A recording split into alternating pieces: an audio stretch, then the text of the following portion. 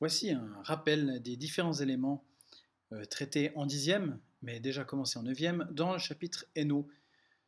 Donc sur les nombres, on va le voir, relatifs, rationnels et réels. Même si dans cette vidéo, on va s'arrêter réellement au nombre rationnel. Alors, tout d'abord, dans les nombres relatifs, donc les nombres relatifs, c'est l'ensemble Z, hein, les nombres entiers relatifs en tout cas, on peut très bien travailler avec des nombres qui ne sont pas entiers. Les règles que je vais vous donner ici sont toujours valables. Alors, dans les nombres relatifs, eh bien, vous avez appris à additionner, à soustraire, à multiplier et à diviser des nombres, déjà en 9e année. Le plus difficile, et de loin, c'est l'addition. Alors, comment on fait pour additionner deux nombres relatifs? Eh bien, alors vous voyez qu'ici j'ai deux exemples qui sont donnés. Alors déjà, on peut y aller intuitivement, c'est-à-dire, intuitivement, ici, j'imagine que je suis à l'étage moins 3, que je descends encore de 8 étages, eh bien je me retrouve à l'étage moins 11. Donc ça, c'est une première façon de faire cet exemple. Ou alors, je ne sais pas, il fait moins 3 degrés, la température descend encore de 8 degrés, il fait donc moins 11 degrés. Donc une approche un petit peu intuitive. Il est important d'avoir cette intuition à laquelle se raccrocher quand on a perdu la règle, quand on a un blanc, quand on a un doute, quand on a quoi que ce soit. Mais maintenant, la règle la plus efficace, c'est celle qui est écrite ici et qui se trouve dans les mémoires. C'est-à-dire que pour faire ce calcul, on regarde déjà le signe des nombres. Alors, est-ce qu'ils ont le même signe? Ici, on a moins 3, on a moins 8, donc oui, ils ont le même signe. S'ils ont le même signe, alors je vais additionner les valeurs absolues. Donc 3 plus 8, ça fait 11. Et puis ensuite, je regarde le signe que je vais mettre à 11. Et bien, comme ils ont le même signe, bah, je vais mettre le signe qu'ils ont en commun, c'est-à-dire le mot. Et voilà mon résultat. Avec le deuxième exemple, j'ai le nombre moins 3 et le nombre plus 8. Est-ce qu'ils ont le même signe? Non. Donc cette fois-ci, je vais prendre le deuxième cas ici. Ils n'ont pas le même signe, donc je vais soustraire les valeurs absolues. Alors je ne vais pas faire 3 moins 8, je ne sais pas le faire. 8 moins 3, ça fait 5. Et puis maintenant, quel signe je vais mettre? Eh bien, je vais mettre le signe de celui des deux nombres ici, donc moins 3 et plus 8, qui a la plus grande valeur absolue. Donc ici, c'est 8, donc je vais mettre le signe positif. Donc plus 5, ou simplement, sous forme simplifiée, 5. Voilà. Donc vraiment, il faut séparer les deux cas. Est-ce que les deux nombres ont le même signe? Est-ce qu'ils n'ont pas le même signe? S'ils ont le même signe, bah, j'additionne les valeurs absolues, puis je mets le signe qui est en commun. S'ils n'ont pas le même signe, je soustrais les valeurs absolues, et puis je mets le signe de celui des deux nombres qui a la plus grande valeur absolue. Voilà. Donc c'est un petit peu compliqué, mais ça vaut vraiment la peine d'investir un petit peu de temps pour apprendre et entraîner cette façon de faire, puisqu'avec l'habitude, ça va beaucoup plus vite pour additionner des nombres relatifs. Voilà. Tout en gardant l'intuition qui peut nous sauver en cas de besoin. Pour ce qui est de la soustraction, eh bien la soustraction, en fait, on ne l'apprend pas réellement. La seule chose qu'il faut retenir, c'est cette phrase qui est là. Pour soustraire un nombre, on additionne son opposé. Qu'est-ce que ça signifie? Eh bien, prenons les exemples. Par exemple, ici, j'ai moins 3 moins moins 8. Eh bien, plutôt que de soustraire moins 8, je peux additionner plus 8. Alors, je vais l'écrire à côté, ce sera peut-être plus lisible. Donc, moins 3, au lieu de faire moins moins 8, je fais plus le nombre plus 8. Puis à ce moment-là, c'est-à-dire moins 3 plus 8, je peux appliquer la règle d'addition qui est ici. Donc mes deux nombres, ils n'ont pas le même signe, donc je vais soustraire les valeurs absolues. 8 moins 3, ça fait 5. Et puis pour le signe, celui qui a la plus grande valeur absolue, c'est 8, donc je vais mettre le signe positif.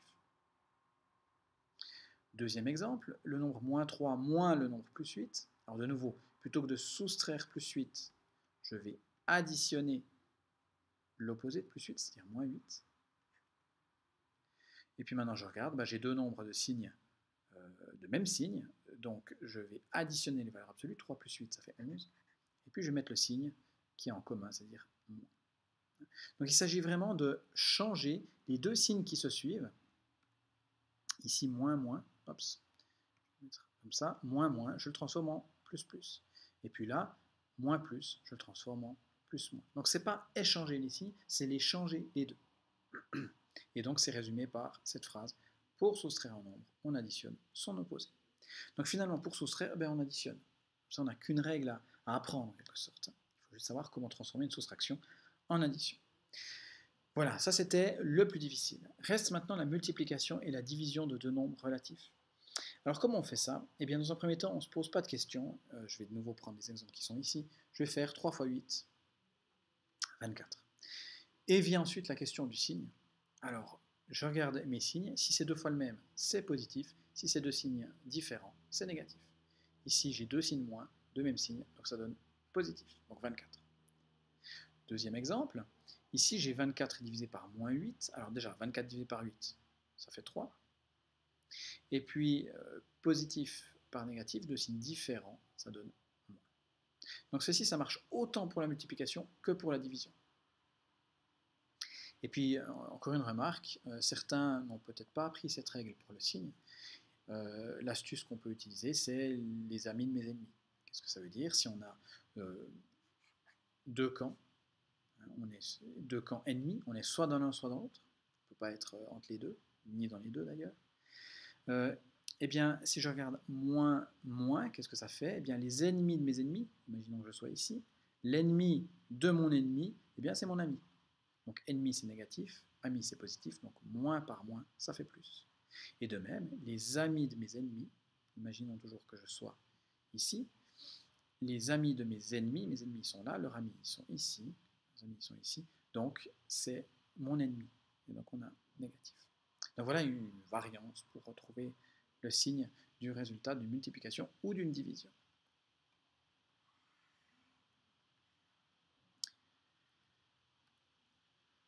On passe maintenant au nombre rationnel. Avant de passer aux opérations, on va faire ici des conversions d'écriture simplement. Alors il y a deux écritures principales pour les nombres rationnels. Il y a les fractions et puis l'écriture décimale, c'est-à-dire l'écriture en chiffres. Alors comment on passe de l'un à l'autre? Alors il y a un passage qui est facile. Quand j'ai une fraction, comment je fais pour transformer ça en décimale, en chiffres? Ben, je fais la division, bêtement. Alors ici on pourrait faire en colonne 2 divisé par 25. Alors bon, un petit peu compliqué. Il y a plus simple. Alors ça marche toujours, on peut toujours le faire. Mais maintenant, dans bien des cas, on peut faire plus simple en amplifiant ou simplifiant la fraction pour arriver à un calcul qu'on sait faire de tête. Vous voyez ici, si j'amplifie par 4, en bas ça donne 100, et en haut ça donne 8. Donc je peux, ça je le fais de tête, ça fait 0,08. Voilà. Deuxième exemple, 156 divisé par 30. Alors de nouveau, je peux le faire en colonne, mais je peux aussi simplifier cette fraction. Alors si j'essaye de simplifier cette fraction, je peux par exemple la simplifier par 3. Alors en bas, ça fait 10. Et puis en haut, alors 15 divisé par 3, ça fait 5. Et puis 6 divisé par 3, ça fait 52. Donc 52 dixièmes, ça fait 5,2. Voilà. Alors éventuellement, le résultat peut être un nombre périodique, c'est pas bien grave. Mais dans tous les cas, la méthode, elle ne change pas. Maintenant, comment faire pour aller dans le sens inverse? C'est-à-dire, j'ai une écriture décimale. Alors ici, il y a des traits qui n'apparaissent pas, mais ils doivent y être. Ici, c'est un égal. Ici aussi. Donc, j'ai une écriture décimale et j'aimerais trouver la fraction correspondante. Ici, remarquez que je n'ai pas de nombre périodique. Dans un premier temps, on va considérer ça, ce sera plus facile. Alors, comment faire ça? Eh bien, 8,3, je vais oublier totalement la virgule. Donc, ça fait 83. Et puis 83, je dois le diviser par combien pour obtenir 8,3? Par 10. Je dois décaler la virgule d'un rang. Et c'est simplement 83 dixièmes, que je peux éventuellement simplifier. Alors ici, c'est irréductible déjà, mais j'aurai peut-être, dans certains cas, des simplifications à faire. Deuxième exemple, 0,24. De nouveau, je mets 24. Puis je regarde par quoi je dois le diviser pour obtenir 0,24. Eh bien, ici, je dois décaler de 2 rangs la virgule, donc c'est divisé par 100. Et puis ici, j'ai un petit travail de simplification. 24 divisé par 100, je peux le simplifier par 4. En haut, ça va donner 6. Et en bas, ça va donner 25. Voilà comment on passe d'une écriture décimale à une fraction quand on a un nombre décimal. C'est-à-dire qu'on n'a pas un nombre périodique, un nombre qui se termine.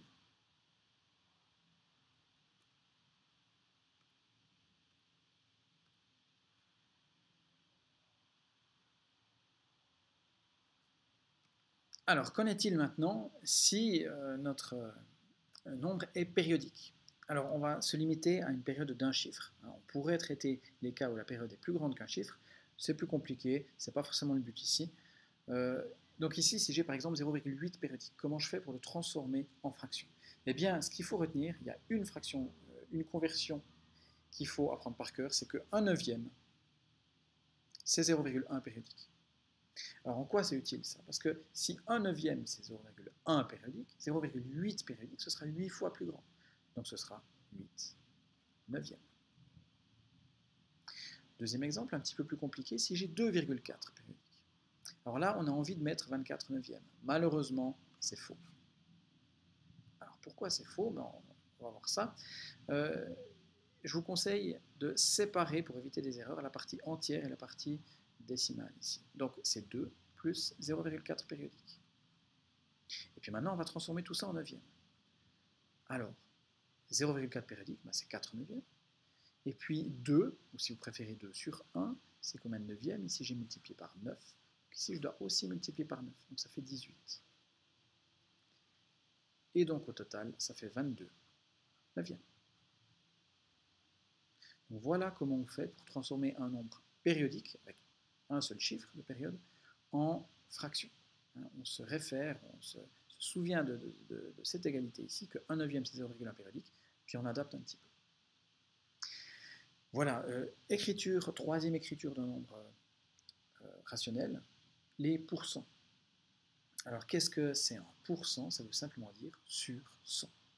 Donc ici, si je regarde comment transformer ça, 2,513, si je veux le transformer en pourcent, ça veut dire que j'aimerais mettre sur 100. Alors ça ici c'est sur 1. Ici j'ai multiplié par 10, donc là, par 100, donc là je multiplie par 100, ça fait 251,3 sur 100. Alors ça c'est pas une fraction, c'est pas grave. Moi je fais des pourcents, donc ça fait 251,3 pour 100. Et oui, les pourcents peuvent avoir des virgules, c'est pas un problème du tout. Deuxième exemple, 7 sur 20, comment je transforme ça en pourcent? Eh bien, je veux que ce soit sur 100, alors ici ça va bien, c'est facile. Je vois que j'ai multiplié par 5, donc je multiplie par 5 en haut, et ça fait 35 sur 100, autrement dit, 35 pour 100. Voilà pour ce qui est des différentes écritures d'un nombre rationnel.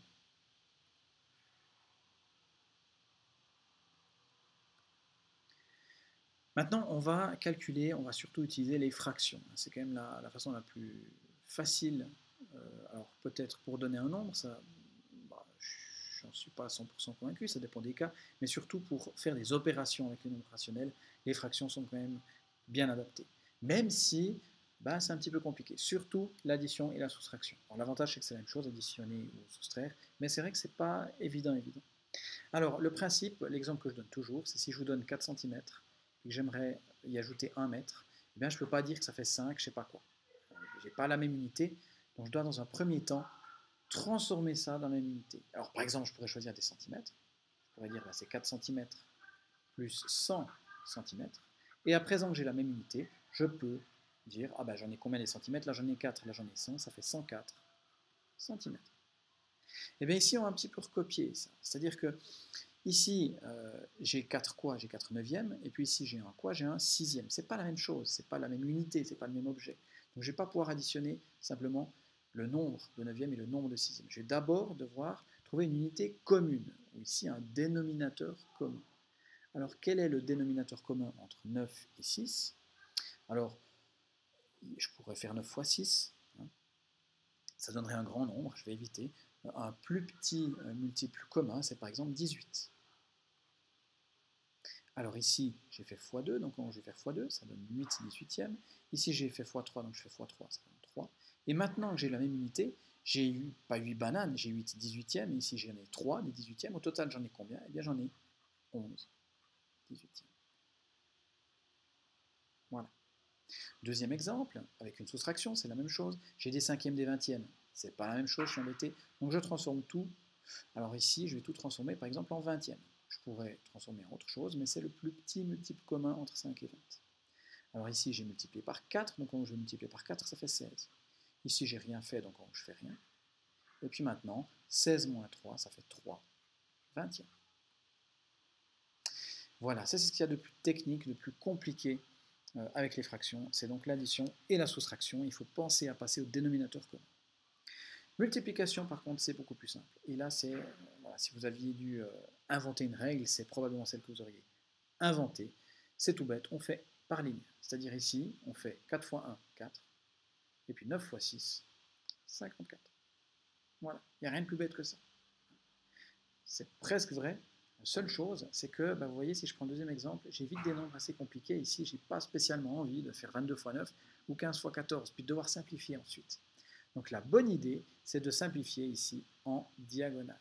Mais attention, on ne simplifie en diagonale que pour quand on est dans le cas d'une multiplication. Si vous commencez si vous commencez à simplifier en diagonale alors que vous avez une addition ou une division, ça va être la catastrophe. Alors ici, qu'est-ce que ça veut dire simplifier en diagonale? Donc je vais recommencer. Eh bien, je vais regarder, alors 4 neuvièmes c'est irréductible, 1 sixième aussi. Par contre, 4 et 6, je peux simplifier. Je peux simplifier par 2. Ici, ça fait 2. Et ici, ça fait 3. 1 et 9, par contre, c'est irréductible. Et maintenant, je fais 2 fois 1, 2. Et puis 9 fois 3, 27. Donc, ça me donne directement la fraction irréductible.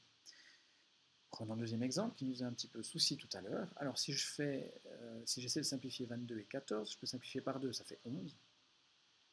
Et 7. Et puis l'autre diagonale, je peux simplifier par 3, par exemple. Alors ici, ça fait 3, puis là, ça fait 5. Je ne peux pas aller plus loin. Je multiplie en ligne 11 fois 3, 33, et puis 5 fois 7, 35. Voilà pour la multiplication. Et la division, je vais tricher comme pour la soustraction de nombres relatifs. Je vous rappelle, pour soustraire un nombre, j'additionne son opposé. Et bien pour diviser un nombre, je multiplie par son inverse. Ou plutôt pour diviser par un nombre. Donc ça veut dire que ici, plutôt que de diviser par 7 tiers, je vais multiplier par l'inverse de 7 tiers. C'est-à-dire je vais échanger le 7 et le 3. Donc 5 huitièmes, je ne touche pas, mais je vais multiplier par 3 septièmes. Et puis maintenant, je sais faire une multiplication. Alors, éventuellement, je peux diviser en simplifier en diagonale, ce n'est pas le cas. Donc je fais 5 fois 3, 15. Et 8 fois 7, 56. Même chose avec le deuxième exemple. Ici, je divise par un sixième. Alors plutôt que diviser par un sixième, je vais multiplier par 6 unièmes. Je regarde si je peux simplifier en diagonale. C'est toujours bien de le faire avant. Alors oui, ici 9 et 6, je peux simplifier. Par 3, ça fait 3 et 2. Maintenant, je multiplie en ligne 4 fois 2, 8. 3 fois 1, 3. Voilà pour ce qui est de l'opération, des opérations avec les fractions. Alors, multiplication-division, c'est quelque chose que vous avez vu en dixième. Tout ce qui était avant, vous avez vu ça en neuvième, déjà.